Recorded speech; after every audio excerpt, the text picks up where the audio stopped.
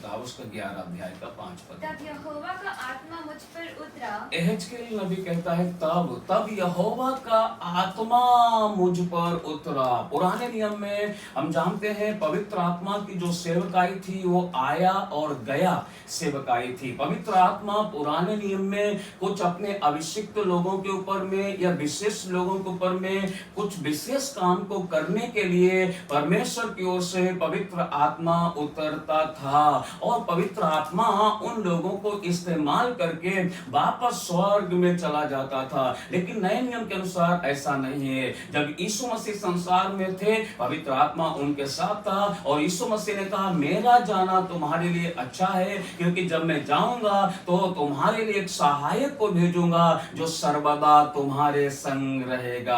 अब पवित्र आत्मा हमेशा के लिए हमारे साथ में है मेरे प्रिय लोगों, और पवित्र आत्मा हर पल हर समय हमारी अगुवाई करता है। पवित्र आत्मा हमें बल देता है, पवित्र आत्मा हमें शक्ति देता है, पवित्र आत्मा हमें सामर्थ्य देता है, पवित्र आत्मा हमें बुद्धि देता है, पवित्र आत्मा हमारी हर बात में सहायता और मदद करता है। लेकिन पुराने नियम के अनुसार बाइबल में एहेजकेल की किताब जो हम पढ़ते हैं तो बाइबल में परमेश्वर का दास कहता है तब यहोवा का आत्मा मुझ पर उतरा और मुझसे कहा ऐसा कहे यहोवा यूं कहता है, परमेश्वर यहोवा अपनी प्रजा से इस प्रकार कहता है इस्राएल के घराने, ये इज़राइल के लोगों तुमने ऐसा ही कहा है, जो कुछ तुम्हारे मन में आता है उसे मैं जानता हूँ। उसे परमेश्वर कहते हैं मैं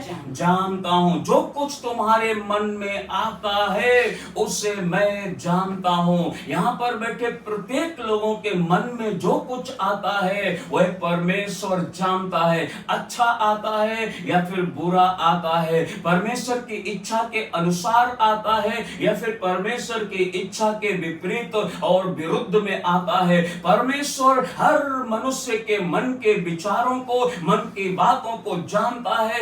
याद रखना मेरे प्रिय लोगों, परमेश्वर मेरे और आपके मन में चलने वाले हर बातों को जानता है। इसलिए परमेश्वर ने एहेजकेल नबी के द्वारा इज़राइल के घराने से कहा, हे इज़राइल के घराने, जो कुछ तुम्हारे मन में आता है वह मैं जानता हूं। परमेश्वर जानता है। यदि आपके मन में पीड़ा है परमेश्वर जानता है, यदि आपके मन में दर्द है परमेश्वर जानता है, यदि आपके मन में चिंता है परमेश्वर जानता है, आपके मन में बोझ है परमेश्वर जानता है, आप मन से दुखी हैं परमेश्वर जानता है, आप मन में निराश हैं परमेश्वर जानता है। परमेश्वर आपके मन की सारी बातें जानता है। इसलिए मैं कहना चाहूंगा जब परमेश्वर हमारे विषय में सब कुछ जानता है तो आइए उस परमेश्वर के पीछे चलें, उस परमेश्वर की आराधना करें, उस परमेश्वर की जय जयकार करें, उस परमेश्वर की आज्ञा माने, उस परमेश्वर की इच्छा पूरी करने के लिए इस संसार में हम प्रयत्न करें, क्योंकि वह परमेश्वर मेरे और आपके मन की सारी बातों को जानता है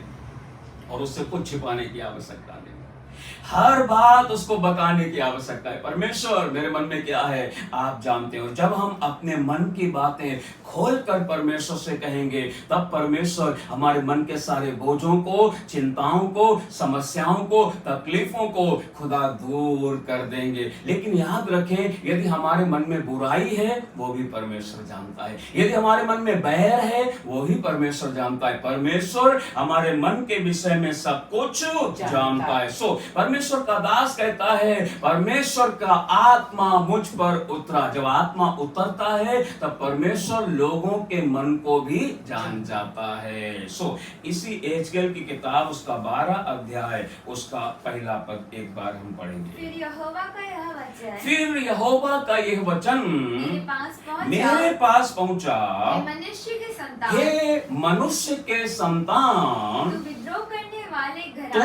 विद्रोह करने वाले घराने के बीच में रहता है। तू कहाँ रहता है? विद्रोह करने वाले घराने के बीच में रहता है। इसका मतलब है एजकेल पर जब पवित्र आत्मा उतरा, परमेश्वर का आत्मा उतरा, परमेश्वर के आत्मा ने इजराइल के घराने के विषय में एजकेल नबी को भी बता दिया कि ये विद्रोह करने वाले लोग हैं, इनके मन के जो विचार हैं वे विद्रोह करने वाले विचार हैं, वे मेरी इच्छा के अनुसार आने वाले विचार नहीं है, जैसा मैं चाहता हूं वैसा करने वाले विचार नहीं है, परंतु विद्रोह करने वाले विचार हैं। आज संसार में रहते समय कई बार हमारे मन के अंदर भी हमारे परमेश्वर के विरुद्ध विद्रोह करने वाले विचार आ जाते हैं, लेकिन परमेश्वर वो भी जानता है।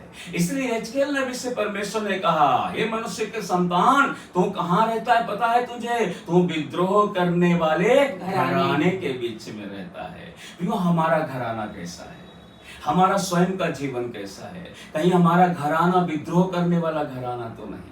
कहीं हमारा स्वयं का जीवन हमारे परमेश्वर से विद्रोह करने वाला जीवन तो नहीं है? यदि है तो आज अपने जीवन को खुदा के चरणों में हम सौंप दें और हम कहें, परमेश्वर हमारे मन के सारे विद्रोही विचार हमारे अंदर से दूर कर दे, क्योंकि हम परमेश्वर से विद्रोह करके हम जीत नहीं सकते। हम परमेश्वर से विद्रोह करके इस संसार में आशीषित जीवन नहीं जी सकते। हम परमेश्वर से विद्रोह करके कभी भी शांति का जीवन नहीं जी सकते।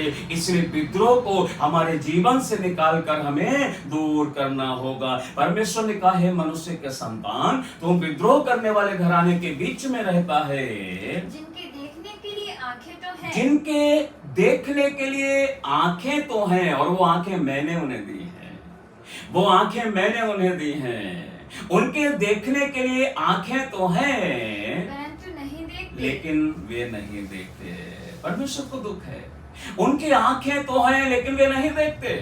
वे नहीं देखते अंतिम समय आ गया है, वे नहीं देखते संसार का अंत होने वाला है, वे नहीं देखते उनका न्याय होने वाला है, वे नहीं देखते उन्हें जो देखना चाहिए। उनकी आंखें तो हैं लेकिन वे नहीं देखते। हम भी तो कई बार नहीं देखते मेरे प्रियो। परमेश्वर जो हमें दिखाना चाहता है वो हम नहीं देखते, लेकिन संसार, शैतान जो हमें दिखाना चाहता है कई बार हम वो ही देखते हैं। नहीं नहीं नहीं, बाइबल कहती है उनके आंखें तो हैं, और ये आंखें परमेश्वर ने दी हैं, ये कान परमेश्वर ने दिए हैं, ये हाथ परमेश्वर ने दिए हैं, ये पांव परमेश्वर ने दिया है, ये जीवन परमेश्वर ने दिया है। इसलिए पौलुस कहता है कि मैं परमेश्वर के लिए पूरा खर्च होने के लिए भी तैयार हूँ। मेरे प्रिय लोगों, हमारा जीवन यदि परमेश्वर के लिए खर्च हो जाए, इससे अच्छी और मनोहर बात और क्या हो सकती है। हमारी आंखें यदि परमेश्वर को देखें, इससे अच्छी और क्या बात हो सकती है। हमारे कान यदि खुदा की वाणी को सुने, इससे अच्छी और क्या बात हो सकती है। लेकिन परमेश्वर को आज पीड़ा है, परमेश्वर को आज तकलीफ है, वो ये है इनकी आंखें तो हैं लेकिन ये नहीं देखते, और सुनने के लिए कान तो सुनने है, के लिए कान तो है, और ये कान मैंने इन्हें दिए हैं। इनके सुनने के लिए कान तो हैं परंतु नहीं सुनते। इसीलिए तो विद्रोही घराने के लोग हैं। इजराइल को परमेश्वर ने विद्रोही के घराने के लोग क्यों कहा? क्योंकि परमेश्वर ने जो चीजें उन्हें दिखाना चाहिए उन्होंने नहीं देखी, परमेश्वर ने जो बातें उन्हें सुनाना चाहिए उन्होंने नहीं सुनी, वरन अपनी आंखें संसारिक बातों की ओर लगा लिए, अपनी आंखों को इस संसार की मूर्तियों की ओर लगा लिए, अपने कानों को इस संसार की बातों की ओर लगा लिए। इसलिए परमेश्वर ने उन्हें विद्रोही के घराने के लोग कहा। कहीं हम भी तो विद्रोह नहीं करते हमारे परमेश्वर के विरुद्ध? यदि हम विद्रोह करने वाले लोग हैं, याद रखना, जब मैं और आप इस संसार को छोड़कर जाएंगे, हमारा कोई भरोसा नहीं हम कहां जाएंगे। लेकिन खुदा चाहता है एक भी नाश ना हो, क्योंकि कोई मरे उसके मरने से परमेश्वर का वचन कहता है मैं प्रसन्न नहीं होता हूं। हमारा परमेश्वर हमारे नाश होने से नहीं परंतु हमारे अनंत जीवन पाने से प्रसन्न होता है। सो बाइबल क्या कहती है, आगे हम थोड़ा पढ़ेंगे। क्योंकि वे विद्रोह करने वाले, वे विद्रोह करने वाले घराने के हैं, घराने के हैं, विद्रोह करने वाले घराने के हैं। क्या हम भी तो विद्रोह करने वाले नहीं? यदि परमेश्वर का वचन कहता है तुम आपस में एक दूसरे से प्रेम रखो, तो क्या हम प्रेम रख पा रहे हैं? यदि परमेश्वर का वचन कहता है कि तुम अपने अपराधियों के अपराधों को क्षमा करो, तो क्या हम क्षमा कर पा रहे हैं? यदि परमेश्वर का वचन कहता है कि तुम अपने सताने वालों के लिए प्रार्थना करो, तो क्या हम अपने सताने वालों के लिए प्रार्थना कर पा रहे हैं? यदि हम ये तमाम बातें जो परमेश्वर का वचन हमसे कहता है हम नहीं कर पा रहे, तो हम विद्रोही घराने के हैं। हमें बदलना होगा, हमें मन फिराना होगा, हमें परिवर्तन लाना होगा, हमें परमेश्वर के पीछे चलना होगा, परमेश्वर की आज्ञा मानना होगा। क्यों? क्योंकि परमेश्वर चाहता है कोई नाश ना हो, परंतु हर एक व्यक्ति अनंत जीवन पाए। और अनंत जीवन पाने के लिए मुझे और आपको परमेश्वर की आज्ञाओं को मानना ही होगा। एक और वचन पढ़ते, भजन संहिता की किताब उसका 78 अध्याय उसका 40 पद हम पढ़ेंगे। भजन संहिता की किताब उसका 78 अध्याय उसका 40 पद। उन्होंने कितनी ही बार जंगल में उससे बलवा किया। जंगल में परमेश्वर से क्या किया?